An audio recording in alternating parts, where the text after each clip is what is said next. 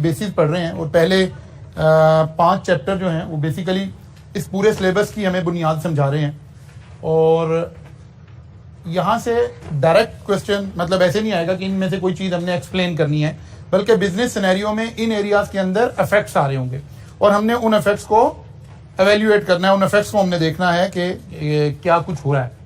जैसे अगर मतलब हमारा आजकल एग्ज़ाम फ़र्ज़ कर लें, अभी तो एग्ज़ाम आपके बिल्कुल करीब नहीं है, लेट्स अज्यूम ये एग्ज़ाम के डेज होते हैं और ये सारा पॉलिटिकल एनवायरनमेंट जितना कुछ हमारा चेंज हो रहा है इस वक्त इवॉल्व हो रहा है, तो डेफिनेटली एग्जामिनर एक ऐसा सवाल बनाता जिसके अंदर इन सारे फैक्टर्स को इनकॉर्पोरेट करता कि ये कुछ इस तरह का हो गया, इस तरह का हो गया, अब कंपनी के ऊपर इसके इम्पैक्ट बताइए। तो फिर उसके बैकग्राउंड में वो हमें बता रहा होता है कि जी डॉलर के अंदर ये चेंज आ रही है, स्टॉक एक्सचेंज में ये चेंज आ रही है, क्योंकि अभी हमने ये वाला एरिया पढ़ा। आज हम कह रहे हैं impact of social and legal environment on business, कि अगर कंट्री के अंदर सोशल या लीगल एनवायरनमेंट चेंज हो तो इससे हमारे बिजनेसेस के ऊपर क्या इंपैक्ट आएंगे। इस चैप्टर के अंदर हम ये बातें पढ़ रहे हैं। एक दो बेसिक सी डेफिनेशन है कि attitude is a way of feeling or acting towards a person, thing or situation.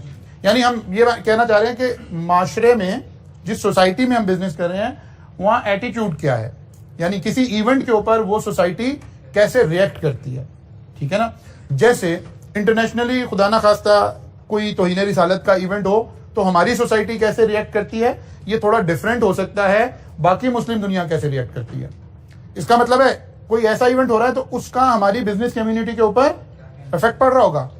मसलन हमें नजर आता है कि अगर कोई तौहीन रिसालत या और इस तरह का कोई मामला हो तो हमें सऊदी अरब में नहीं नजर आता कि सारे रोड्स ब्लॉक हो गए हैं, सारा कुछ हो गया है। दुबई में नजर नहीं आता, लेकिन पाकिस्तान में नजर आएगा कि जनाब सारा कुछ शट डाउन हो जाएगा, एहतजाज शुरू हो जाएगा। इसी का नाम एटीट्यूड है कि ओवरऑल जर्नल एटीट्यूड क्या है टुवर्ड्स द पर्सन, किसी इंसान के बारे में, और थिंग और सिचुएशन। अच्छा जी, फिर हम यहां पढ़ ये रहे हैं कि असल में बिजनेसेस जो हैं वो ऑपरेट कर रहे हैं कहां पर, सोसाइटी के अंदर। Business operate in and for society, society में ऑपरेट कर रहे हैं, सोसाइटी के लिए ऑपरेट कर रहे हैं। इसका मतलब है therefore nature, values and custom of the business should be directly influence of the society. वो इसका मतलब है बिजनेस की नेचर और बिजनेस की वैल्यूज और कल्चर, ये बराह रास्त क्योंकि उसी सोसाइटी में काम कर रहा है तो उस सोसाइटी के साथ इसका अफेक्ट होगा, लिंक होगा। या आप ऐसे कहिए कि किसी भी बिजनेस को उस रीजन में जहां वो ऑपरेट कर रहा है वहां की वैल्यूज के मुताबिक, वहां के कल्चर के मुताबिक और वहां के बिजनेस एथिक्स के मुताबिक ही काम करना पड़ेगा, तभी बिजनेस जो है वो कामयाब होगा। इनमें से किसी चीज में हम कोई कॉन्फ्लिक्ट क्रिएट करेंगे तो उसके साथ हमारे बिजनेस पर आ रहे होंगे। तो इस चैप्टर का बेसिक मकसद यही है कि अगर इन 2-3 चीजों में से कोई चीज अफेक्ट हो रही हो कल्चर के अंदर तो फिर हमारा बिजनेस कैसे अफेक्ट करेगा। 3 बातें हम देखना चाह रहे हैं। सबसे पहले हम देखना चाह रहे हैं सोशल फैक्टर के अंदर अगर कोई चेंज आ रही है तो क्या अफेक्ट होंगे, या सोशल फैक्टर हम कह किसको रहे हैं। Social factor are things that affect someone lifestyle, और लाइफस्टाइल अभी हम डिफाइन कर रहे हैं कि लाइफस्टाइल का क्या मतलब है। लाइफस्टाइल का क्या मतलब है, चलें यही डिफाइन कर लेते हैं। दीज कुड, लाइफस्टाइल का मतलब है लोग जिंदगी कैसे गुजार रहे हैं, और ये चेंज होगा। मतलब हम अपने पाकिस्तान में भी अगर बात करेंगे तो हमारे हर सूबे का लाइफस्टाइल अलग होगा, शहरों का लाइफस्टाइल अलग होगा, छोटे शहरों का अलग होगा और देहातों का अलग होगा। तो कह रहे हैं these could include wealth, religion, buying habits, education level. ये सब किस चीज को अफेक्ट कर रहे हैं, हमारे लाइफस्टाइल को अफेक्ट कर रहे हैं। लोगों के पास पैसा कितना है, सबसे पहला लाइफस्टाइल तो यहां से अफेक्ट होगा। ठीक है ना। अगर लोगों के पास पैसा आ गया तो लोग क्या कर रहे होंगे, उनकी बाइंग हैबिट फौरन चेंज हो जाएंगी, वो लोकल चीजों की बजाय इंपोर्टेड चीजों पर जाना शुरू हो जाएंगे। लग्जरी आइटम, नेसेसिटीज से निकल के लग्जरी आइटम्स की तरफ जाना शुरू हो जाएंगे। इसका मतलब है जैसे ही लाइफस्टाइल में कोई चेंज आएगी तो हमारे बिजनेस के अंदर चेंज आएगी, बिजनेस के अंदर चेंज आएगी, हमारी इकोनॉमी के अंदर चेंज आएगी। सम टाइम हम अपनी कंट्री के अंदर ऐसा लाइफस्टाइल इंपोर्ट कर लेते हैं बिकॉज आजकल ग्लोबलाइजेशन हो गई है। चीज कहीं दुनिया में 10 मिनट पहले कोई एक वाकया होता है तो सोशल मीडिया के बाद अगले 10 मिनट में पूरी दुनिया में वो स्प्रेड हो चुका हुआ होता है। इसी तरह फैशन हैं, इसी तरह स्टाइल्स हैं, सब कुछ ऐसे ही ट्रेवल कर रही है। तो सम टाइम हम ऐसा लाइफस्टाइल भी इंपोर्ट कर लेते हैं हमारे ऊपर एम्फेसाइज हो जाता है, जो हमारे कल्चर से, हमारे नॉर्म से या हमारी वेल्थ से या हमारे रिलीजन से मैच नहीं कर रहा होता, लेकिन आ जाता है और उसके असरात फिर हमारे बिजनेसेस पर आना शुरू हो जाते हैं। तो हम इस तरह की बहुत सारी चीजें, इस तरह के बहुत सारे फैक्टर इस चैप्टर के अंदर पढ़ने के लिए जा रहे हैं। वेल्थ को हम कैसे मेजर कर सकते हैं? वैसे अगर हमने वेल्थ मेजर करनी हो, लाइफस्टाइल तो उसका इनडायरेक्ट आफ्टर इफेक्ट्स है ना। क्वेश्चन में हमें कैसे पता चलेगा कि लोगों की वेल्थ बढ़ गई है कि कम हो गई है? एक शाबाश शाबाश, यहां से निकला है लफ्ज कोई? नहीं, यहां से एक लफ्ज आया, पर कैपिटा इनकम, ठीक है ना। एक है नेशन की वेल्थ। नेशन की वेल्थ को हम किससे मेजर करते हैं? जीडीपी से, ठीक है ना। जीडीपी होती क्या है वैसे बाय द वे? क्या मतलब है इस बात का?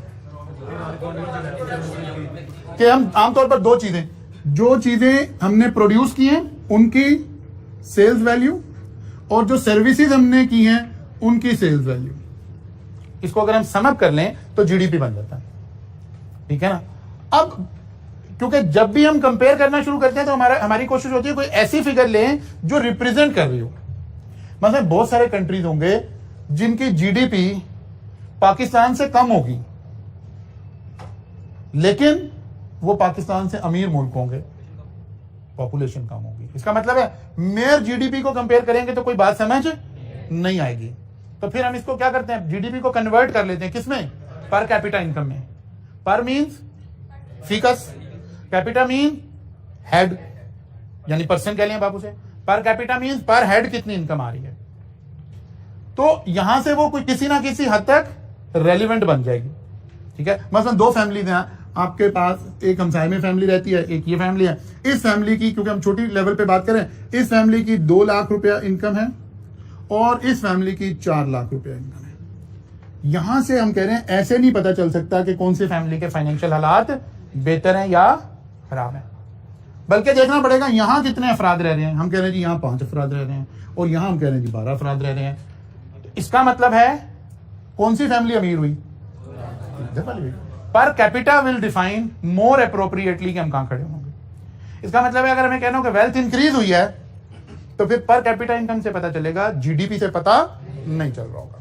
सो सेविंग से भी पता चल सकता है, लेकिन per capita income is the most appropriate term जो यहां पे हम यूज करेंगे तो हमें ज्यादा सही बात पता चलेगी। फिर आगे जी second, cultural factor. Culture factor comprise of set of values and ideologies of a particular community or group of individual. क्या वैल्यूज हैं, क्या आइडियोलॉजीज हैं, इसे हम क्या कह रहे हैं? कल्चरल वैल्यूज कह रहे हैं। It is the culture of an individual which decide the way he or she behave. क्या कल्चर है, क्या नॉर्म है, ये इसी को हम कल्चरल वैल्यूज कह रहे हैं। मतलब हम पाकिस्तान में रह रहे हैं तो हमारा कोई एक बेसिक बुनियादी स्ट्रक्चर कल्चर का होगा, कहीं कहीं इफेक्ट भी हो रहा होगा, कहीं कहीं डिटीरिएट भी हो रहा होगा, लेकिन स्टिल कोई ना कोई वैल्यूज होंगी, कहीं ना कहीं हम खड़े होंगे, कहीं ना कहीं वैल्यूज होंगी। आज भी आप मेट्रो में अगर बैठे हैं और आप सीट पर बैठे हैं और एक कोई बूढ़ा आदमी आ जाएगा तो हम एक्सपेक्ट करते हैं कि आज भी बच्चे उसे जगह दे देते होंगे, ठीक है ना। आज अगर हमें यहाँ क्लासरूम से एकदम से बाहर निकलने की जरूरत पड़ जाए, किसी इमरजेंसी में भी खुदा ना खासा निकलने की जरूरत पड़ जाए, फिर भी हम एक्सपेक्ट करते हैं कि कहीं ना कहीं हम मेल और फीमेल को तकद्दुस को बहाल रखकर निकलने की कोशिश कर रहे होंगे। ये हमारी कुछ नॉर्म्स होंगी, कुछ कल्चर होंगे, कुछ वैल्यूज होंगी। ये सब कुछ भी हमारे बिजनेसेस को अफेक्ट कर रहा होगा।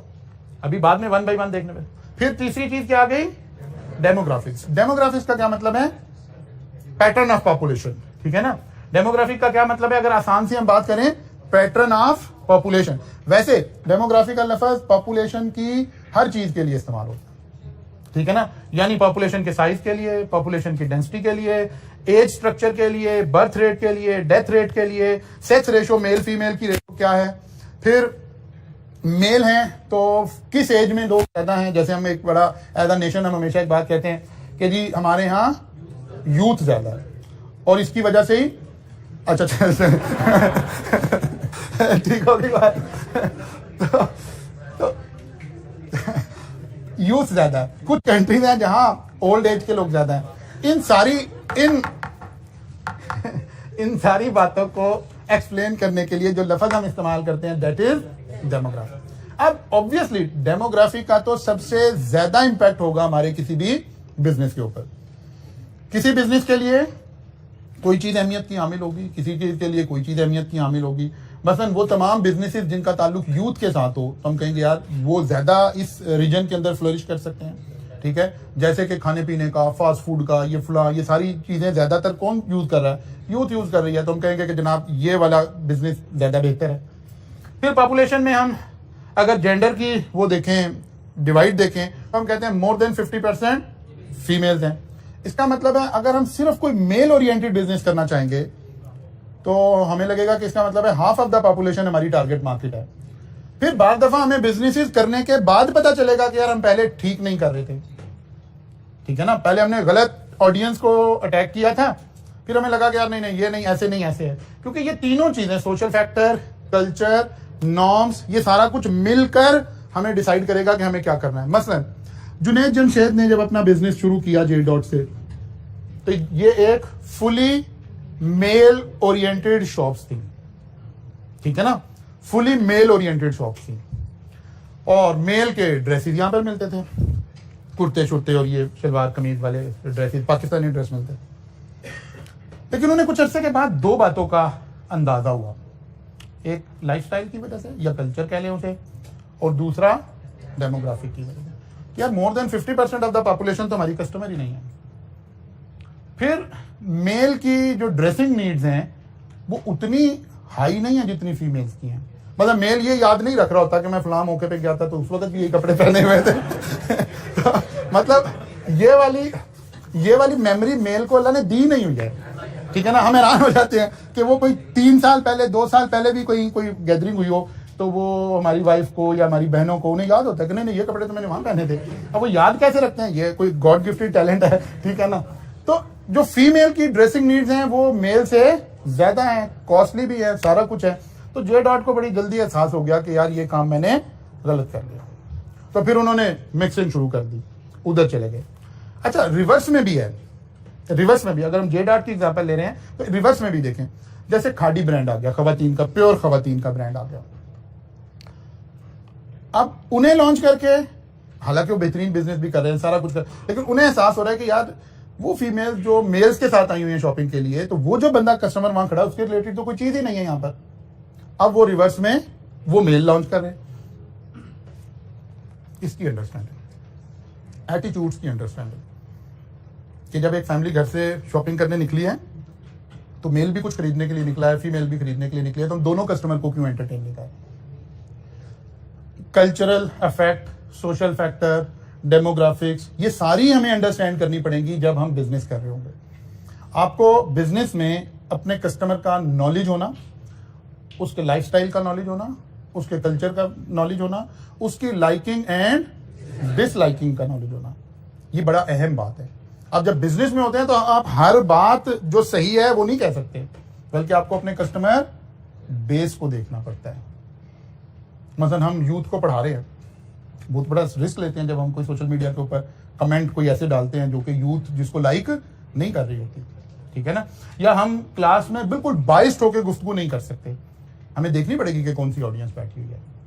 इसी क्योंकि ये एक बिजनेस एक्टिविटी हो रही है ना, हम तो इसको बरमला कहते हैं कि एक बिजनेस एक्टिविटी हो रही है इस वक्त। हम पढ़ा रहे हैं, आपको हंस के दिखा रहे हैं, उसका पीछे उसके पीछे बिजनेस भी है, ठीक है ना। हो सकता है मेरे बच्चों का और मेरी वाइफ का मेरे बारे में ये ख्याल ना हो कि बंदा तो हंसता बोलता भी है ठीक है ना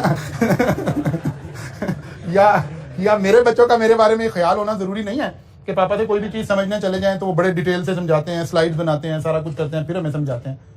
नहीं, क्योंकि वहां पैसे नहीं मिल रहे होते ठीक है ना।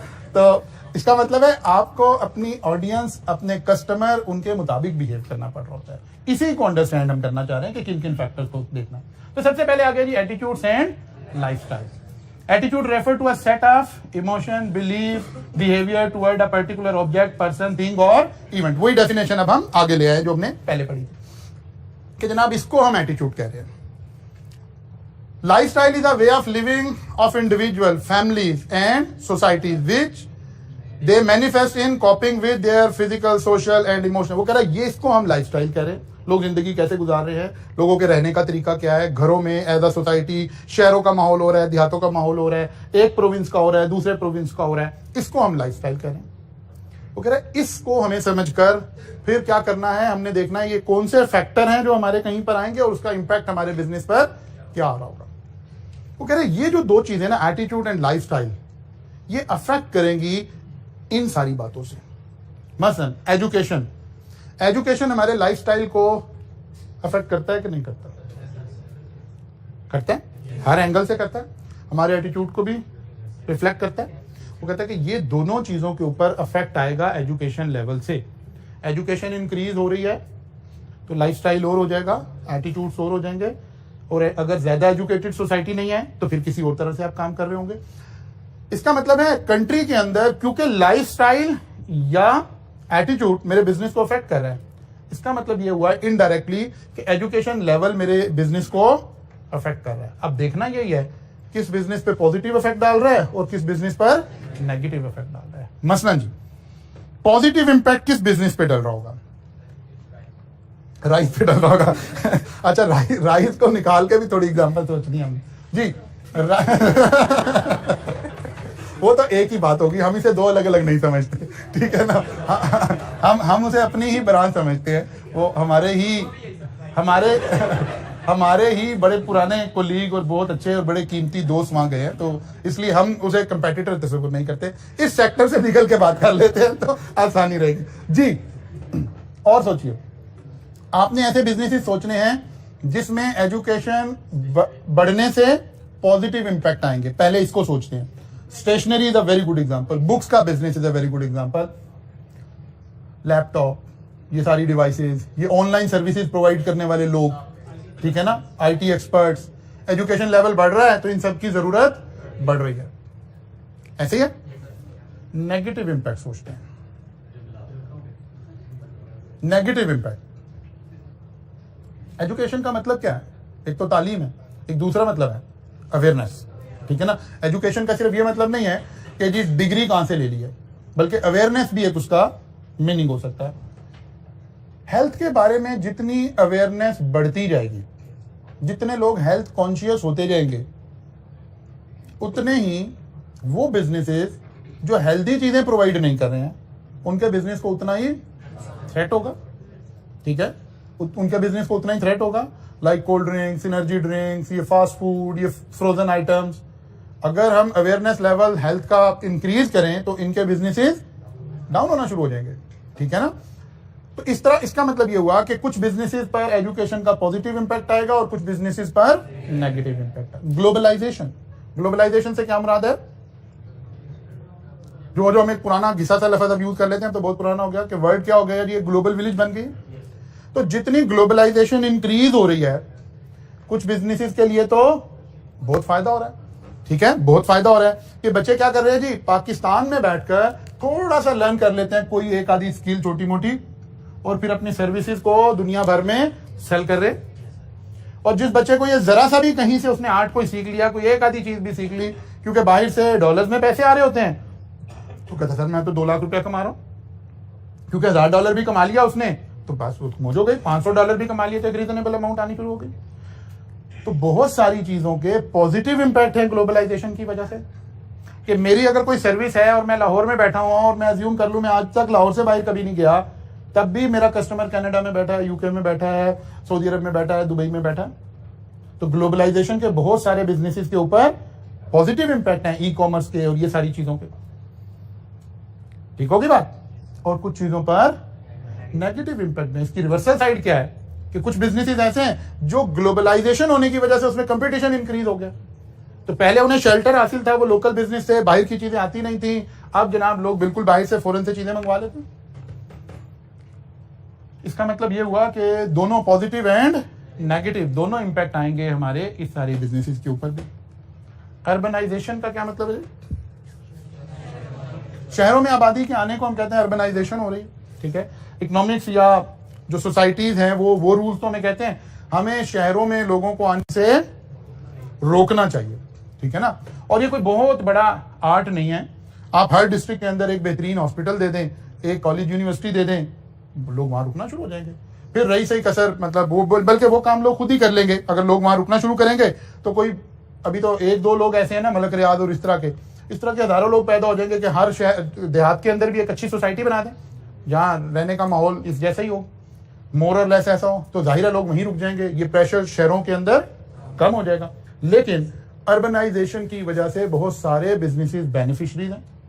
हर वो बिजनेस जो शहरों से रिलेटेड है, शहरों में पॉपुलेशन बढ़ रही है तो हमें तो बेनिफिट हो रहा है।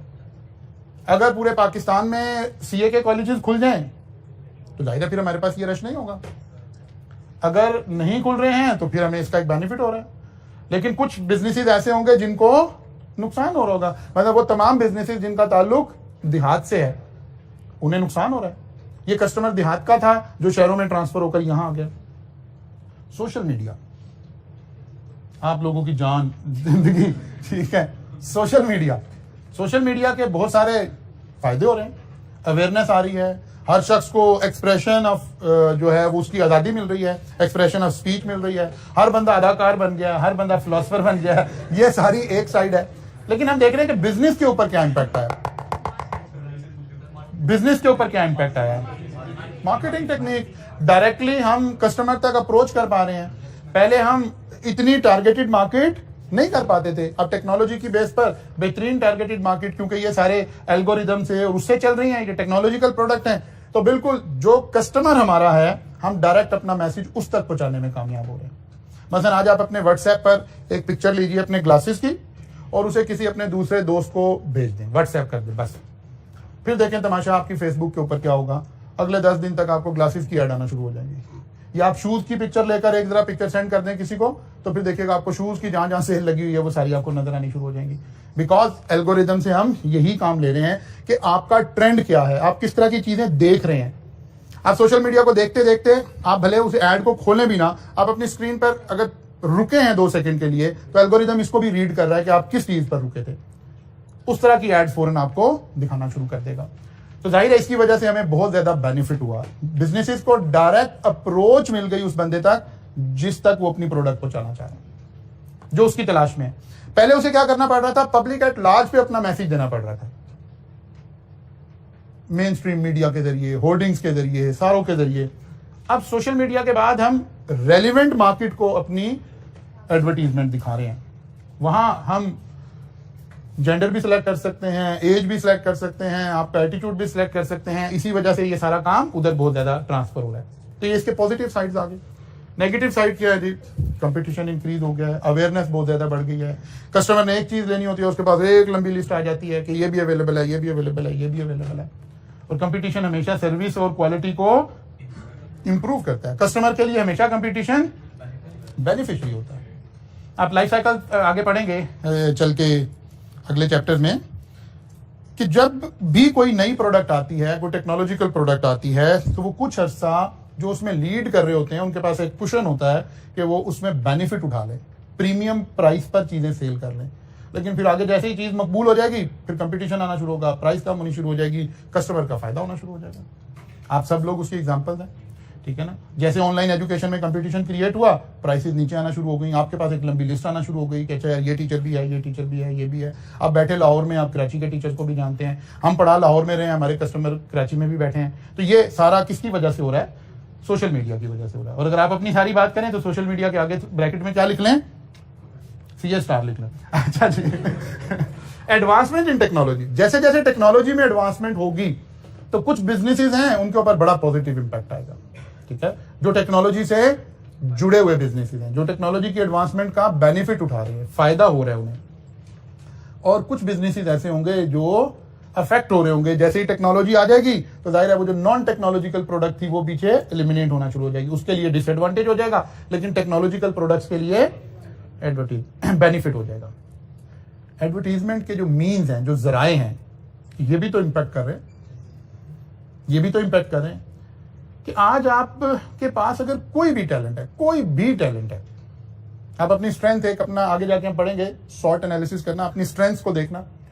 आपको देखना चाहिए कोई शख्स बिजनेस करना चाहता है, उसे सिर्फ एक काम सोचना चाहिए, यार मेरी स्ट्रेंथ क्या है, मैं कौन सा ऐसा काम है जो मैं बाकियों से बेहतर कर सकता हूं। बस सबसे अच्छा नहीं रिक्वायर्ड, एवरेज से अबव जाने का नाम सक्सेस है, ठीक है ना। एवरेज से बिलो जाने का नाम फेलियर है, एवरेज से अबव जाने का नाम सक्सेस है। आपको कोई भी एक चीज फील होती है, मतलब एक बंदे को लगता है कि यार उसे हलीम बहुत अच्छी पकानी आती है, तो उसने अपनी स्ट्रेंथ कैलकुलेट की कि यार मुझे हलीम ऐसी पकानी आती है कि आम बंदा ऐसी नहीं हलीम पका सकता। तो एडवर्टीजमेंट से, टेक्नोलॉजी से आज वो क्या करे, सिर्फ अच्छी हलीम बना ले, फिर उसको ऐड कर दे, फिर वो कह दी अच्छा जी मैं राइडर कहाँ से लाऊंगा, कहते नहीं राइडर वाली तो कंपनी अलग मिल जाएगी, फूड पांडा आ जाएगा, फलां आ जाएगा, डिमाक आ जाएगा। तो ये सारी चीजें मिलकर हमारे बिजनेसेस के कल्चर को क्या कर रही हैं, चेंज कर रही हैं। प्रीवियसली आप फूड का बिजनेस करना चाहते थे तो आपको कहीं रेस्टोरेंट ओपन करना पड़ना था, कोई पैसा इन्वेस्ट करना पड़ना था, कुछ ना कुछ करना पड़ना था। अब आप घर में बैठे हुए आपको कोई एक प्रोडक्ट बनानी आती है, आप उस प्रोडक्ट को उठा के सेल करना शुरू कर दें। जब वो चल जाए, एक लेवल पर आ जाए, फिर आप भले उसका बाकायदा सेटअप बना लें, जो मर्जी कर लें। घरों से आगाज किए हुए बिजनेस, किचन कुजीन जो ब्रांड है हमारा, ये कोई आज से अगर हम 10-12 साल पीछे चले जाएं तो ये खातून घर से, इन्हें केक बनाना आता था, ये घर से केक अपने जानने वालों को बनाकर देती थी। वहां से आगाज हुआ और बस ठीक है। और ये तो 15 साल पहले तो बहुत मुश्किल हालात थे बिजनेस को करने के लिए, आज तो बड़े आसान हालात हैं। मतलब आप समझते हैं आपके अंदर एक अच्छा टीचर छुपा हुआ है, तो आप अपने 2 लेक्चर रिकॉर्ड करें घर पे बैठकर, उसे यूट्यूब पे डाल दें, उसे उस पर डाल दें, सबको पता चल जाएगा यार इस बंदे के अंदर टैलेंट है। लोग आपको खुद अप्रोच कर रहे होंगे कि भाई आ जाओ हमारे साथ पढ़ा दो, ये कर दो, वो कर दो। तो एडवर्टीजमेंट एक इतना बड़ा सोर्स है कि आप उसके जरिए से जो कुछ पहले हम सोच रहे होते थे कि कहीं ऐसे हो जाए, कहीं ऐसे हालात हो जाए, आज आपके हाथ में चीजें हैं, आप उन्हें इस्तेमाल करके पॉजिटिवली चीजों को कैप्चर कर सकते हैं। फिर वो कहते हैं जो डिफरेंट कल्चर्स हैं, उनके जो नॉर्म्स हैं, उनके जो डायनामिक्स हैं, ये भी अफेक्ट कर रहे हैं आपके बिजनेस के ऊपर। इन सारी चीजों को जब हम देख रहे हैं, 5-7 चीजों को, और इनके इफेक्ट पॉजिटिव या नेगेटिव, तो इसका मतलब हम इस वक्त क्या स्टडी कर रहे हैं, एटीट्यूड्स एंड लाइफस्टाइल।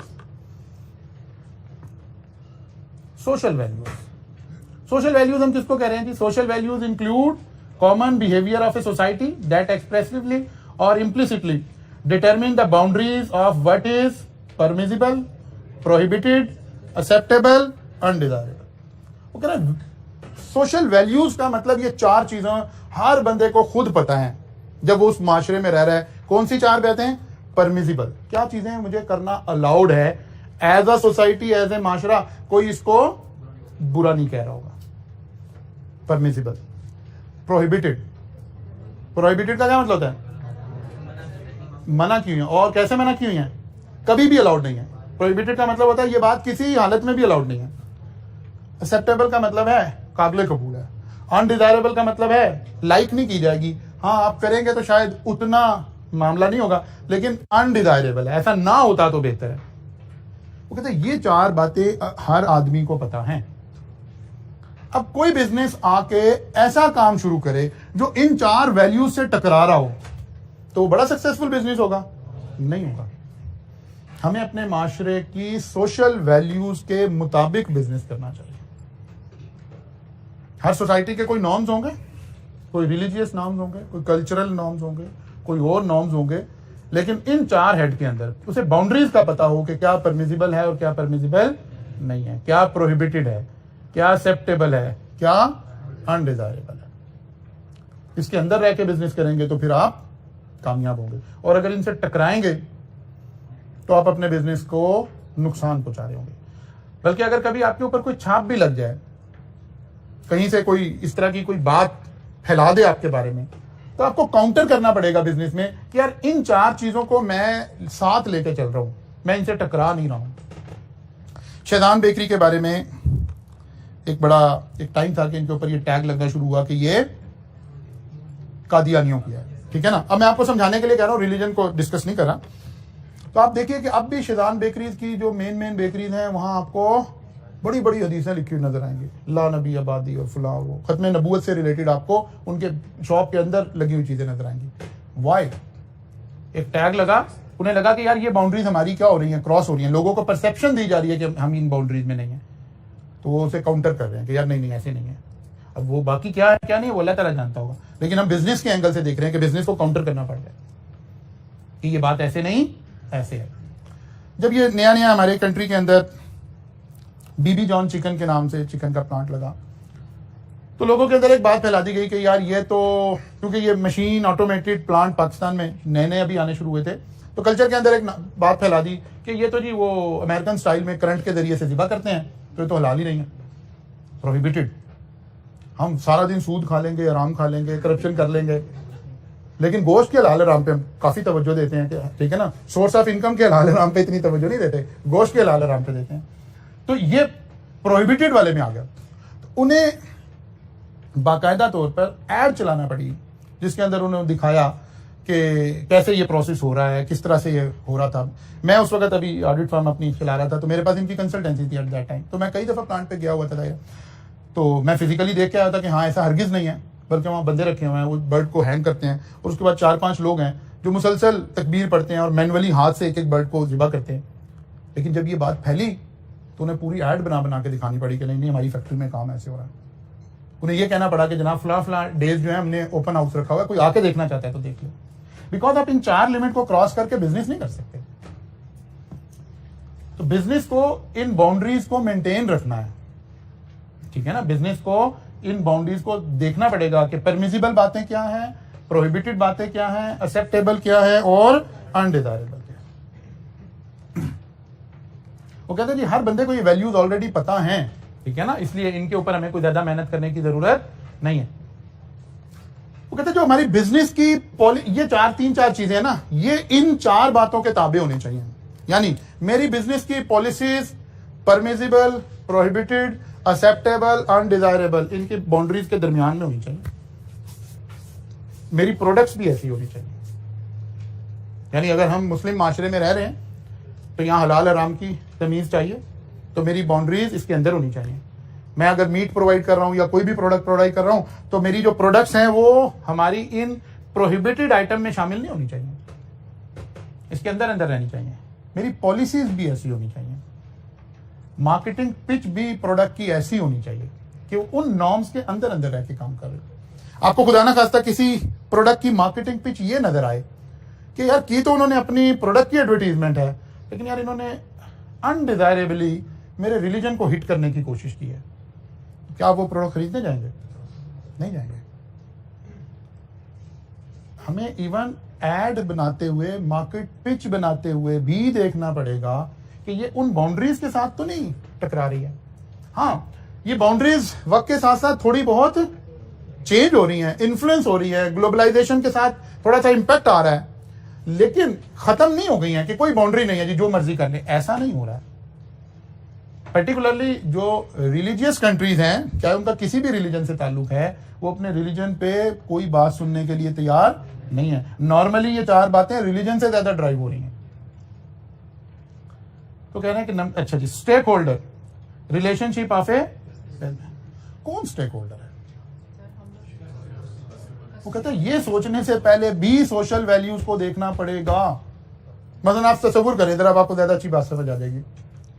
आज कोई हम ब्रांड लॉन्च करें पाकिस्तान में और हम डंके की चोट पे कहें जनाब ये एक अमेरिकन ब्रांड है, आज के इस दौर में काम खराब हो जाएगा ना, काम खराब हो जाएगा। तो कहेंगे यार नहीं अमेरिका से तो आज़ादी लेने सारी कौम निकली हुई है बात। तो हमें अपने स्टेक होल्डर भी डिफाइन करने पड़ेंगे कि कौन बेनिफिशरीज हैं। जब ये डेनमार्क वाला वाकया हुआ, जब ये तौहीन रिसालत के वाकयात हो रहे थे, मैंने देखा बाइकआउट शुरू हुआ तो स्टोर्स को लिख कर लगाना पड़ गया क्या नहीं हम फलां कंट्री की चीजें नहीं रखते। कि पब्लिक में एक परसेप्शन है कि ये बंदा अगर वो इसका स्टेक होल्डर है, वो बेनिफिशियरी है, तो फिर भी हमने इनसे चीजें नहीं खरीदनी। तो हमें अपनी बाउंड्रीज, अपनी वैल्यूज को देखना पड़ेगा कि कहां पर हमारी बाउंड्रीज हैं। इसका मतलब हुआ कि इन 4 बातों से हमें अपने बिजनेस की पॉलिसीज, अपने बिजनेस की प्रोडक्ट, अपने बिजनेस की मार्केटिंग, अपने बिजनेस के स्टेक होल्डर, ये इनके अंदर अंदर ही रखने पड़ेंगे, इससे बाहर नहीं रख सकते। कोई कंपनी बड़ी प्राउडली यहाँ ये नहीं कह सकती कि जनाब इसराइल के लोगों की इन्वेस्टमेंट है हमारी कंपनी के अंदर। ये कोई कह सकता है यहाँ खड़ा होकर पाकिस्तान में? नहीं कह सकता। आप समझ आ रही? इसी तरह कोई कंपनी बड़ा ओपनली आकर पाकिस्तान में ओपनली आकर कोई अल्कोहल और कोई इस तरह की प्रोडक्ट लॉन्च कर सकती है? नहीं कर सकती। क्या अल्कोहल बिकती नहीं हमारे मुल्क में? बिकती तो है, बिकती तो है, ठीक है ना। लेकिन ओपनली हमें पता कि नहीं ये हमारे लिए प्रोहिबिटेड लिस्ट में आ रही है, तो हम अपनी पॉलिसीज में, प्रोडक्ट्स में, मार्केटिंग में, स्टेक होल्डर में, सब बातों में इस चीज का ख्याल रखते हुए चल रहे हो। अच्छा जी, बस कर दें, डेमोग्राफी भी कर दें, मेरा कल बस कर देते हैं, कल यहां से आगे चलेंगे। लेकिन आप लोगों ने साथ साथ इसको समझना है आपने पढ़ते हुए बैठकर इसको रटा नहीं लगाना है। बार बार आप ग्रुप में ऑनलाइन वाले बच्चे खासतौर पर बार बार ये सवाल पूछ रहे होते हैं। आपने ऐसे सोचना है, जैसे ये स्लाइड आपने पढ़ रहे हैं, अब आपको कितनी समझ आई है? आपने ऐसे सोचना है कि एजुकेशन कहां कहां पॉजिटिव है, कहां कहां नेगेटिव है। ग्लोबलाइजेशन किस बिजनेस के लिए पॉजिटिव है, किसके लिए? सोशल मीडिया किसके लिए पॉजिटिव है, किसके लिए नेगेटिव है? ऐसे सोचना है आपने सारी स्लाइड्स को। कल मुलाकात होगी इंशाल्लाह, यहां से आगे चलेंगे।